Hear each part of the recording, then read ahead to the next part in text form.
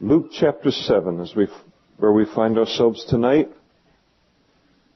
Chapter 7, Luke's Gospel, verse 1. Now when Jesus concluded all his sayings in the hearing of the people, that is the Sermon on the Plain, last week we looked at it, he entered into Capernaum, one of the cities that sits on the Sea of Galilee in northern Israel, kind of a headquarters for his ministry. And a certain centurion's servant, who was dear to the centurion, was sick and ready to die. And so when the centurion heard about Jesus, he sent elders of the Jews to Jesus, pleading with him to come and to heal his servant. The Roman centurion was a Roman officer in the Roman army, and he was a man who had authority over 100 soldiers, and thus he had the name of a centurion. He's an interesting man, and it is interesting to note in the Scriptures that every time a centurion is mentioned in the New Testament, he's spoken of positively. They are without exception in the record of the Scriptures. These centurions, they are good men. This is a good man here. He has a servant. Under Roman rule, servants were property. They were a dime a dozen. There were 6 to 7 million slaves. Doesn't matter what color or anything like that. Under Roman rule, it was anybody. The Roman Empire. And they were property. You could do what you wanted with them. And when one got sick, so let him die. Who's going to pay the prescriptions? They're expensive. You just go get another slave. Babies were being left at the doorsteps of anywhere and everywhere, out in the plazas, to be raised up to become slaves, male and female alike, and anything and everything was done to them as slaves. Here is a Roman centurion who has a slave who is sick, and he's not just going to cast him off, but he is one who cares about his slave, his servant. He's a compassionate Roman centurion. And so he sends to Jesus because he's heard about Jesus and knows that Jesus has the ability to come and to heal his servant. And the elders, he sent the elders of the Jews to Jesus to plead with him to come, and they came to Jesus, verse 4, and they begged Jesus earnestly, saying that the one for whom he should do this was worthy, for he loves our nation and has built us a synagogue. This is extraordinary. For a Roman Gentile to have a concern for a Jew, the hostility of that land, and to not only have a concern for the Jews as a people, but to have a concern for them and their religion and the God that they worshipped. And not only to have a concern for their religion and the God that they worship, but when that concern reaches into the hardest place that it can reach into, and that is into a man's pocketbook or purse, in order that he would then supply money, putting his money where his mouth is, and then to build them a synagogue. No inexpensive thing for a Jew to do for a fellow Jew, but for a Roman centurion to do, extraordinary. This is an extraordinary man. And then Jesus went with these religious leaders toward the centurion's house, and when he was already not far from the house, the centurion sent friends to Jesus, saying to him, "Lord, do not trouble yourself, for I am not worthy that you should come under my roof." And in all of this, you have a Roman centurion who is not only generous, he is not only compassionate, but he's a sensitive man. Because in that day, the Jews really didn't have any dealings with the Gentiles. It was very much the way that it is in Israel today, where the Arabs have no dealings with the Jews, and the Jews have no dealings with the Arabs, except where it must be for economic reasons. But there is no overlapping of the people in marriage and in relationships, not of any depth. There's a barrier. It's an unspoken barrier. And it existed in these days between Jew and Gentile. And it worked both ways. It wasn't extraordinary prejudice on one part to the neglect of it on the other side. It worked both ways. And this Roman centurion knew that because he was a Gentile, even though he had built a synagogue for the Jews, that despite that no Jew would come into his house. Because for a religious Jew to go into a Gentile's house was to render himself unclean, because the Gentiles were unclean in the minds of the Jews. And here he is, he asked Jesus for healing as it relates to his servant, but he never dreamed that any Jew, much less a rabbi, much less this rabbi, would be willing to come into his house.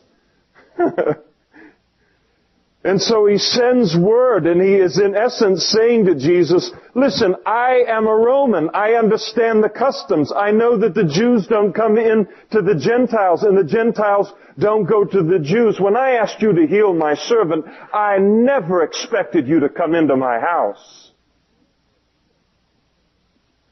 And he's giving Jesus room not to come into his house, and yet not offend him if he didn't.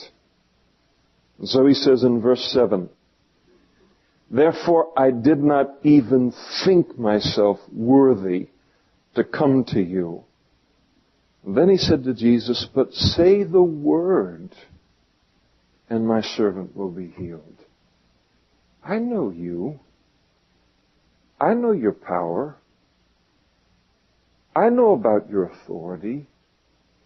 And I know that you don't need to be present in a physical place for that power to be manifested. All you have to do is say the word, and it will be done. He said in verse 8, for I am a man placed under authority. I have soldiers under me, and he had 100 under him. And I say to one, go, and what does he do? He goes. I say to another one of them, come, and he comes. That's the way the Roman army was. And to my servant, do this, and he does it. And what this man is saying to Jesus is, I understand authority. I'm in the Roman army. The Roman army is built upon authority. And the 100 men that are under me, when I tell them to go, they go. When I tell them to come, they come. And Jesus, I know that is what is true concerning me, and the 100 soldiers that are under me is true concerning you of all of the universe. When you say go, it goes. When you say come, it comes. You have absolute authority. And I know that if you declare from any geographical region that my servant is to be healed, that he'll be healed. That is tremendous understanding of the power and the authority of Jesus Christ, and it came from a Gentile. And Jesus is impacted by it, and when he heard these things, notice he marveled at the Gentile, at the centurion. This is one of only 2 times in the entirety of the Scriptures that we read of Jesus marveling at anything. The other time is in Mark's Gospel, where he marvels at the unbelief of the Jews and the face of all of the reasons that he had given them for faith. The second time is here. He marvels at the faith of a Gentile, and that a Gentile, outside of the covenant people, understood these things concerning him. And he turned around, and he used it as an opportunity to speak to the crowd, and he said to the crowd who followed him, I say to you, I have not found such great faith, not even in Israel. I have found it in a Gentile. And those who were sent, returning to the house, found the servant well who had been sick, and so Jesus took care of it. But it's beautiful here in this passage how much faith blessed Jesus. He marveled. Faith in Jesus results in blessing for us. The centurion was blessed. His servant was blessed. But Jesus was blessed. The Father is blessed by our faith. When our kids were little tiny whippersnappers, living in Napa there, we had in their bedroom a set of bunk beds that were kind of built in.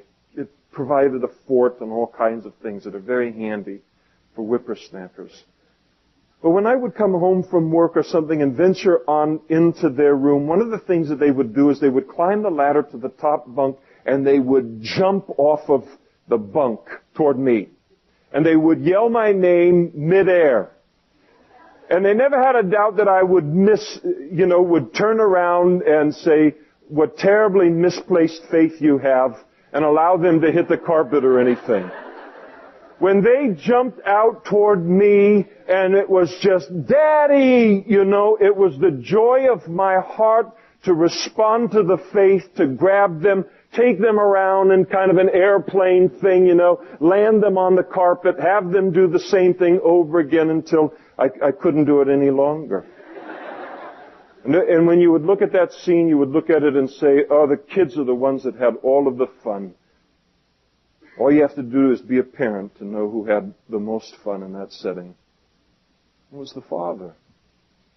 The faith of His children, a blessing to Him. And so it is with our Father, and so it is with Jesus. And now it happened the day after, that is the healing of this centurion's servant, that he went into a city called Nain, again in that northern region of Israel by the Galilee. And many of his disciples went with him in a large crowd. So he comes into the city of Nain with a large entourage or a crowd of his own. And it's going to be a crowd meeting a crowd. And when he came near the gate of the city, behold, a dead man was being carried out, the only son of his mother, and she was a widow, and a large crowd from the city was with her. So the two crowds come together. Now, among the Jews and the Arabs to this day, when a Jew or an Arab dies, they're buried that day. There aren't several days to wait for the funeral. They're buried on the day that they die. And that's what they were doing here. The boy had died. He was a young man, really. He had died. And then now begins the entire funeral progression that goes on here. Now it's interesting because the entire scene is dominated by death. And it's fascinating to watch what men do in the face of death.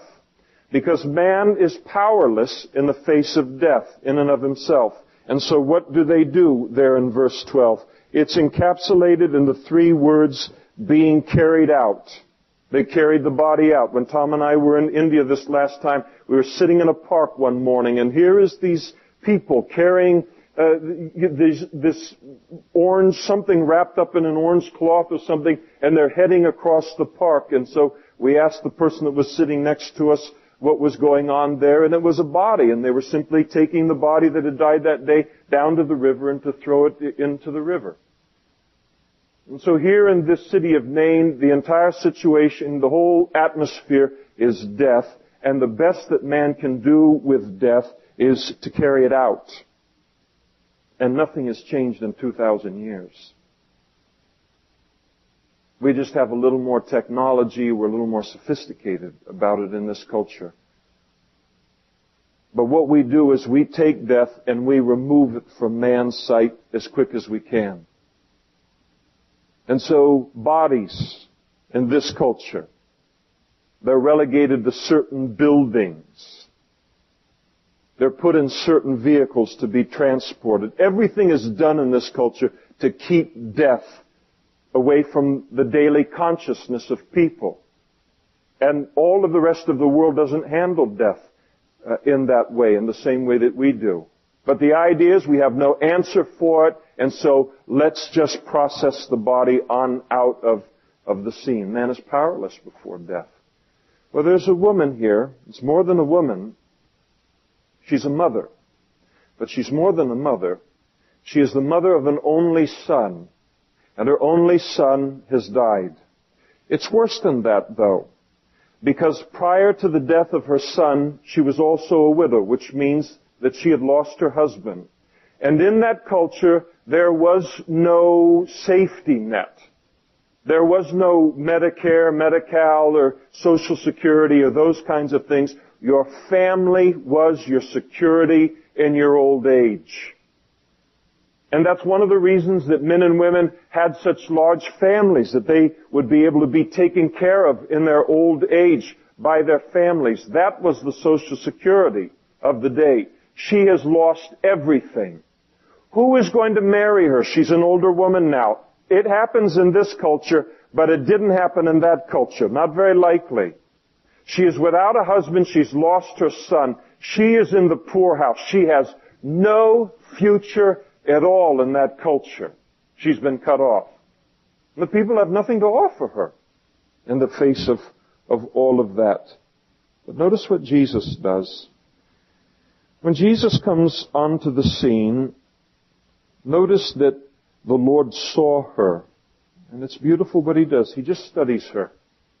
Studies her condition.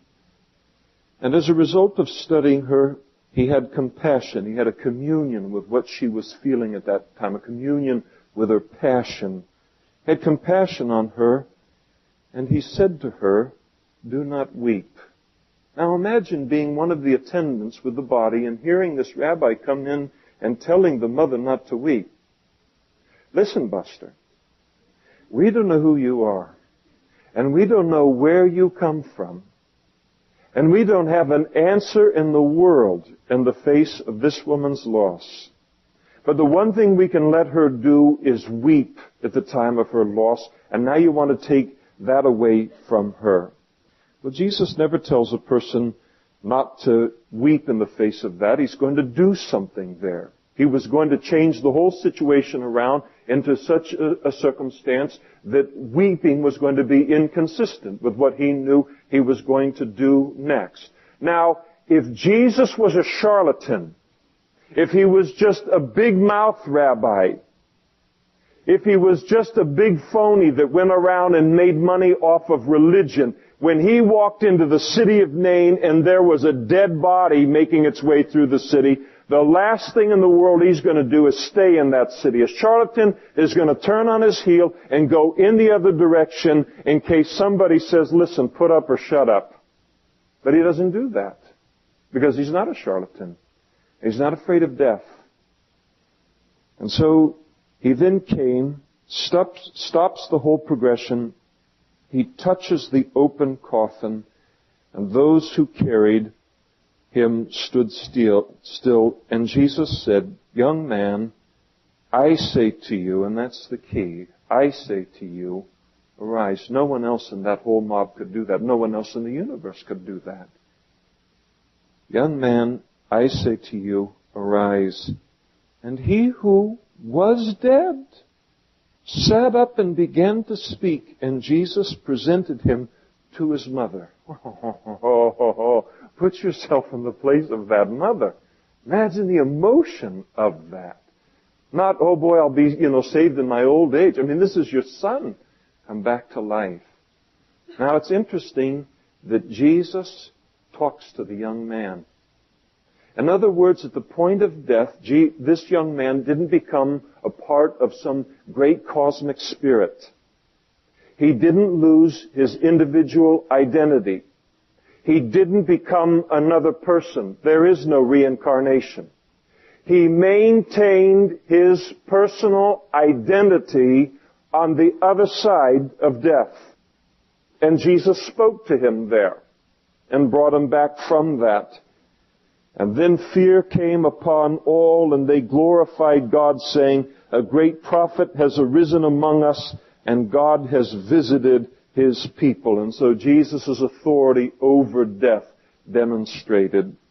And this report went out, this report about Him went throughout all Judea and all the surrounding region. And then the disciples of John reported to John concerning all of these things. Now, John's circumstance at the moment is that he has been arrested by Herod, the Roman governor. And the reason that John the Baptist has been arrested is that he confronted this Roman governor with the fact that, Herod had a brother by the name of Philip who was married to Herodias, and Herod came in and supplanted Philip, took Herodias to be his wife, and no one else would confront the Roman ruler concerning the fact that this was unlawful except for John the Baptist. And when John the Baptist confronted him and said, this is not right in the eyes of God, Herod had the power to arrest John the Baptist. And so he did, and threw him in prison. But while John the Baptist is in that prison, he has to be thinking to himself as he's hearing about Jesus' power, the great miracles that he's doing, he has to be thinking to himself, well, Jesus is going to show up at any time. After all, I am imprisoned for righteousness' sake. I didn't steal, I didn't murder, I didn't lie. I lived for God and I've ended up in prison. Surely this is going to be a circumstance that will bring Jesus from the north and he's going to deliver me. The problem is that John the Baptist stayed in that prison day after day after day after day, and what he expected Jesus to do in his life, Jesus did not do. And so it begins to produce doubt within his life. And one of the greatest crises that you and I will face in our Christian life is when we have certain expectations of God in a given situation, and he does not meet our expectations. But he meets his Heavenly Father's expectations, and they are two entirely different things. And it can create a great crisis. One of the greatest crises of faith that a person will ever face is what they know that God can do and could do in an instant, but isn't doing for me at the moment. And I am in a crushing circumstance that he could easily deliver me from. This is where John the Baptizer is. So he hears word of all of these things that Jesus is doing from his disciples. And John, verse 19, called two of his disciples to him and sent them to Jesus, saying, are you the coming one? Are you the Messiah? Or should we start looking for someone else? Now wait a second. This isn't just Joe Blow from Kokomo that's talking about Jesus in this way. This is Jesus' cousin. This is the John the Baptist who did a somersault in the womb at the voice of Mary who was carrying Jesus. This is John the Baptist who baptized Jesus at the Jordan River and who later declared to his disciples concerning Jesus, he is the Lamb of God who takes away the sin of the world. John the Baptist knew that Jesus was the Messiah. But the trial that he is in is so great, and this trial, whatever form it takes in our individual lives, can become so great that it can cause a person to doubt what they know, that they know, that they know, that they know. So he sends messengers. Are you the Messiah? Or should we start looking for someone else? Because the Messiah that I have conjured up in my own mind would have had me out of this prison by now. And when the men had come to Jesus, they said, John the Baptist has sent us to you, saying, are you the coming one, or do we look for another? And they said this to Jesus publicly. Now, give John the Baptist credit that he took his doubts to Jesus. He didn't take them to anybody else.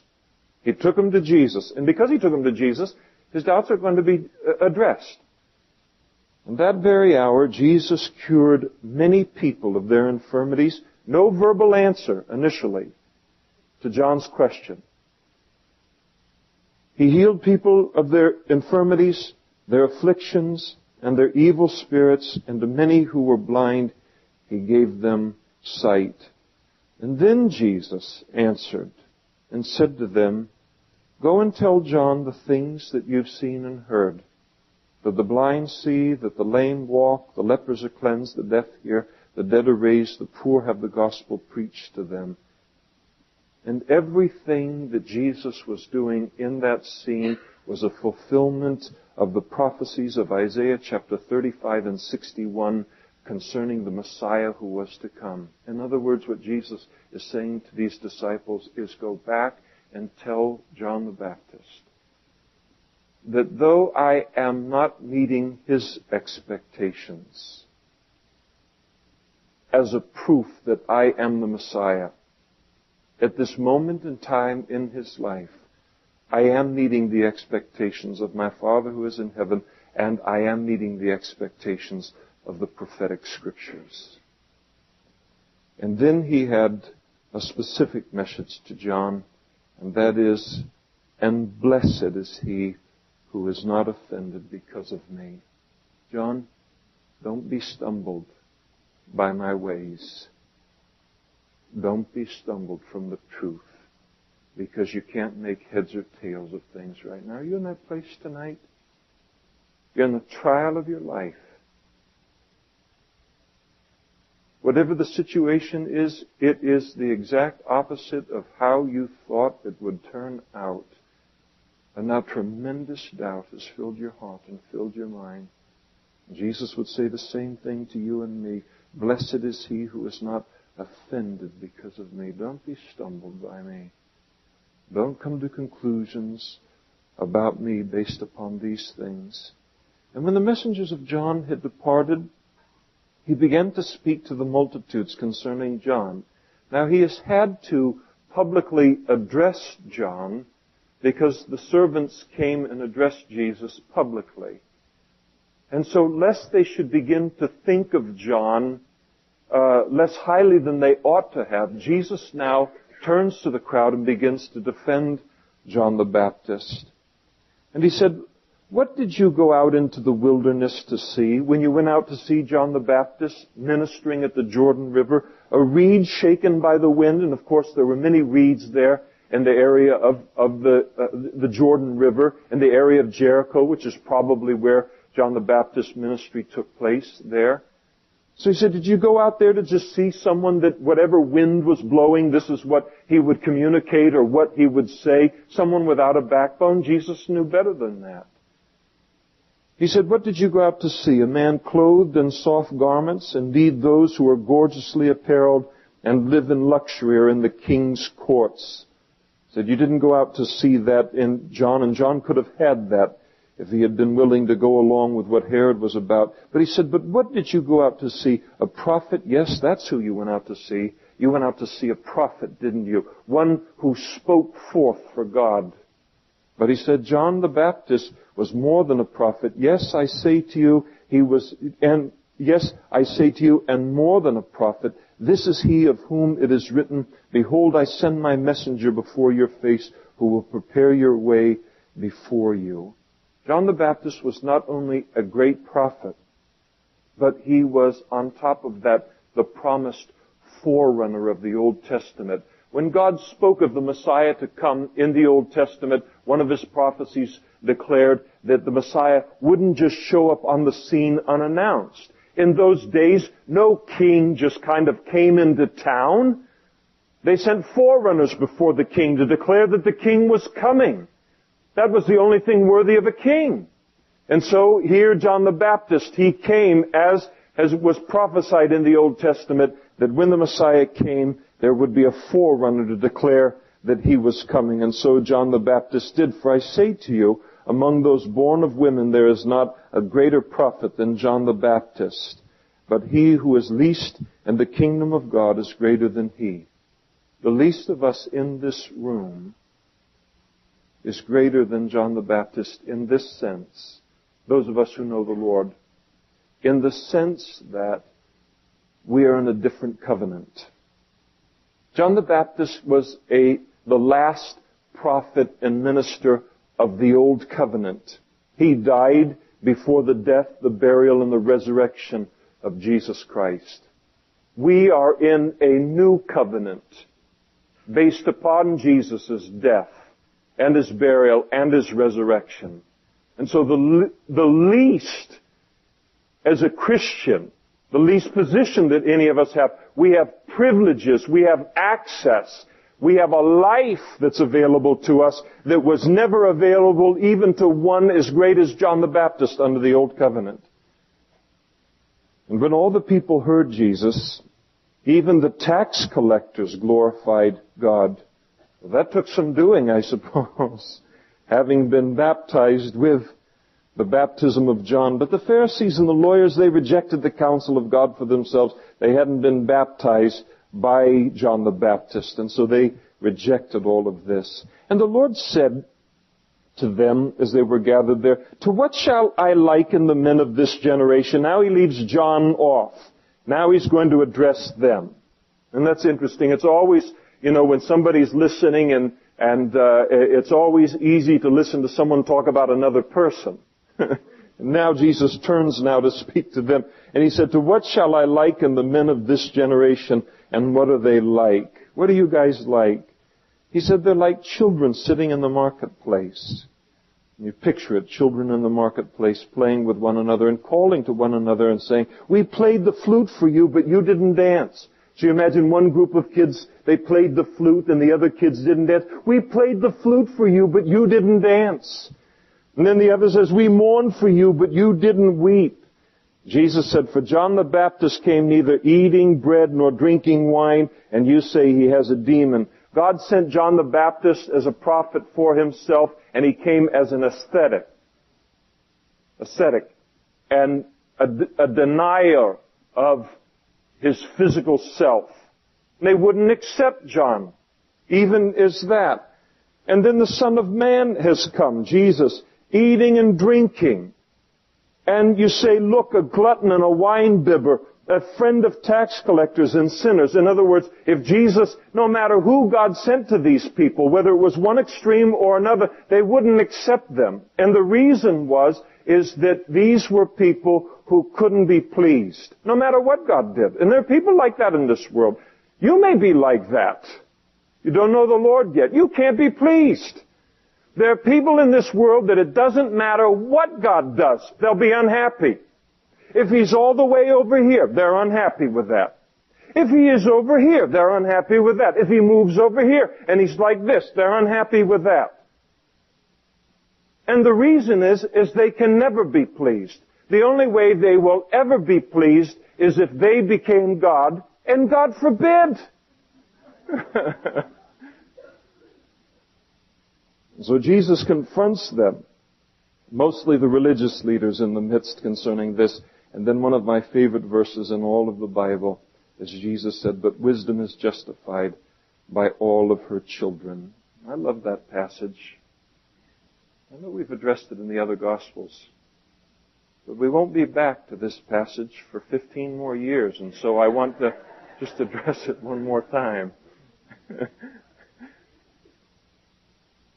You look at the wisdom. What Jesus was saying, in essence, to these religious leaders was, look at the kind of person your wisdom produces. Look at the kind of pathetic, insecure, fear and guilt-driven person that your interpretations produce. And then he said, look at what my wisdom produces in a human life. In any human life on planet Earth. Take it to any continent on planet Earth, into any village on planet Earth. Watch those people live under my wisdom and watch the quality of person that it produces without exception. And that is a testimony to my wisdom. I love it. And then one of the Pharisees asked Jesus to eat with him. We're going to find out that his name was Simon in just about an hour and a half. Good, you have maintained yourself sense of humor so far. And one of the Pharisees asked Jesus to come and eat with him. And Jesus went to the Pharisee's house and he sat down. This Pharisee had no idea. Jesus was probably reaching lower now than anywhere else in his ministry. And he comes into this man's house, and it's probably a nice house. Comes into this man's house, and he sits down to eat. And then notice what unfolds, and it is a beautiful picture. And behold, a woman in the city who was a sinner. Now, this Pharisee is going to talk about her being kind of a notorious sinner. The only kind of sin that a woman could be guilty of that would produce this kind of reputation. Men had access to any and all kinds of sin in those days, but for women it was fairly limited. And so the fact that she would be known as a sinner probably reveals her to have been a harlot at that time, prior to coming to know the Lord. And so, behold, a woman in the city who was a sinner. And when she knew that Jesus sat at the table in the Pharisee's house, she makes her way into the house. An ex-harlot walking into a Pharisee's house. This woman is oblivious to her circumstances. Because love is like that. Love is like that. We talked this morning about Paul's ability to preach to midnight and then till daylight. The interesting thing, and you look and say, what in the world could cause a man to, number one, speak that long and cause another group of people to listen that long? And it's love. Love for God and love for one another. Love hates clocks. They don't like clocks. Love doesn't like things being measured that way. It never wants to move from its condition. It doesn't want to be timed. It doesn't want it to begin and end. It knows nothing of time. And here she is. She walks in. She's just like oblivious to everything. It's the way that love is. So she comes into this Pharisee's house, and she brought an alabaster flask of fragrant oil, valuable oil, and a lot of it. And she stood at his feet behind him, weeping. She just begins to cry at his presence. And she began to wash his feet with her tears. You know how many tears it takes to get a pair of feet wet? She's crying that many tears over his feet. And then she wiped his feet with the hair of her head, and she kissed his feet and anointed them with the fragrant oil. This is a love that is extravagant. It is a love that has lost consciousness of the entire environment around her. And when the Pharisee who had invited him saw this, he spoke to himself, saying, "This man, if he were a prophet, would know who and what manner of woman this is who is touching him, for she is a sinner." He says all of this just between him and himself, in the face of this beautiful, real demonstration of love and worship being directed to the Lord. Well, the Lord knows everything that goes on in the human heart, and Jesus answered and said to him, "Simon, I have something to say to you." In other words, Jesus, very, very polite here. He is waiting for an invitation to continue what it is that he'd like to say. And Simon said to him, "Teacher, say it, say on." He said there was a certain creditor who had 2 debtors. One owed him 500 denarii and the other 50. And when they had nothing with which to repay, he freely forgave, and there is the key word, them both. Tell me, therefore, which of them will, and here's the second key word, love him more. And Jesus is establishing a relationship between love and forgiveness in a human being. And Simon answered and said, I suppose the one whom he forgave more. And Jesus said to him, you have rightly judged. And then he turned to the woman and he said to Simon, do you see this woman? He'd seen this woman, but he had not seen this woman. He said, do you see this woman? Take a real look at this woman. I entered your house, and you gave me no water for my feet. But she has washed my feet with her tears and wiped them with the hair of her head. And Jesus is rebuking Simon for not even extending the smallest acts of hospitality toward him in that Middle Eastern culture. When you invited someone over for a meal, it was a big deal. And when you invited, and to this day, among both Arab and Jew, you can be the most bitter enemy of an Arab or a Jew, and when he invites you into his house, he will protect you to the death. Remember Lot? When the whole city came against him to take the angels that were in, and Lot offers his daughters to the city? That was the way that they saw things. Once a man was taken into the house and given hospitality, he was not only to be extended the fullness of hospitality, but he was to be protected unto death, even if he was an enemy. And so he has invited him into his house, and there was an expectation that certain things would be extended when you were invited into the house. And one of them was, after walking the dirty roads of those days, that when you came into the house, a servant would come forward, and Simon had servants enough to come in, take your sandals off, wash your feet to refresh you. He said, Simon, you never washed my feet when I came in. It's interesting that Jesus noticed it. He notices worship that's directed toward him, or at least courtesies, worship for sure. And he said, what you would not give me with a basin of water and a slave, this woman has given me from her very body, from her very eyes. And then he goes on and he said, you gave me no kiss. And it was customary for them to kiss on each cheek, and in some parts of the world they kiss 3 times and all. But this woman has not ceased to kiss my feet since the time I came in.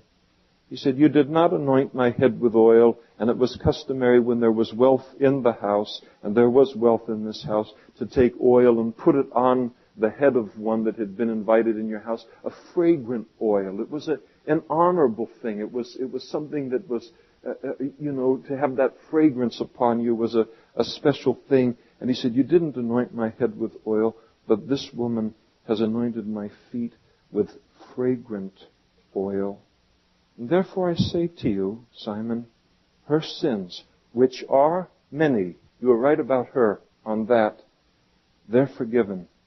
For she loved much, but to whom little is forgiven, the same loves much. Again, he is laying down a relationship between forgiveness and love. And Jesus said to her, your sins are forgiven. And those who sat at the table with Jesus, they began to say among themselves, who is this who even forgives sins? They're offended by it. And then Jesus said to the woman, your faith has saved you. And then he said, go in peace. And no one can go in peace until they've been saved by faith. And so she goes.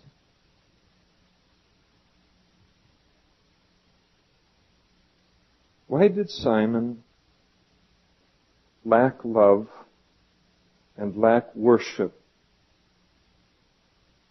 The reason he lacked love and he lacked worship directed toward Jesus, directed towards God, is because he had no sense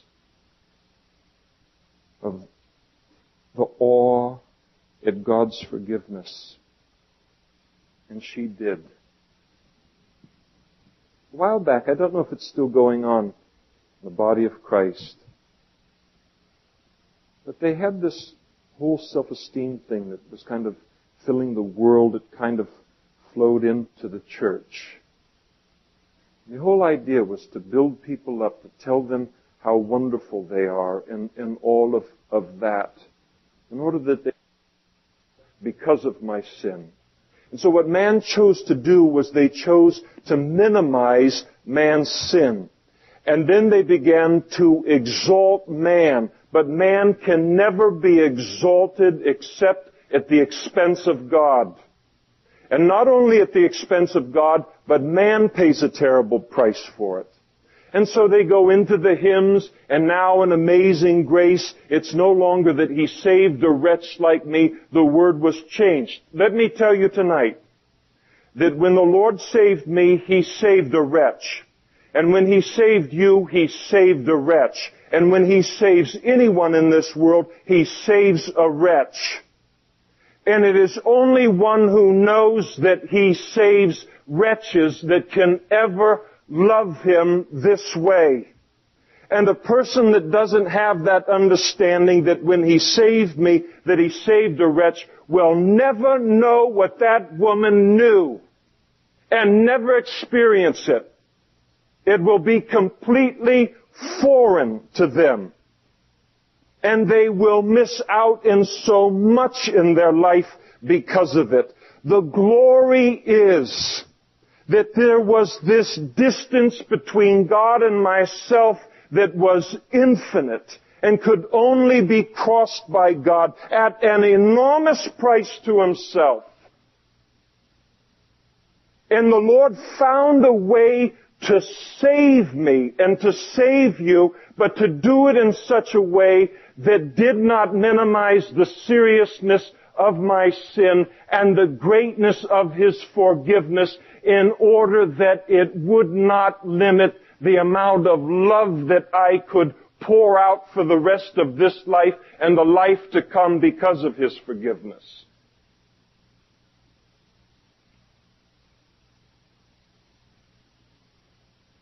It's a beautiful scene, isn't it? It's a beautiful scene.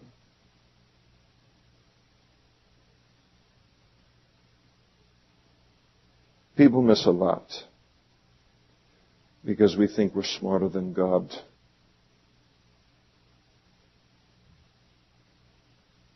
One of the most beautiful things that can ever be experienced this side of glory is to have that kind of relationship with God, and to lose the consciousness of the greatness of my sin and thus the greatness of His forgiveness is to miss that, and that's too much to miss.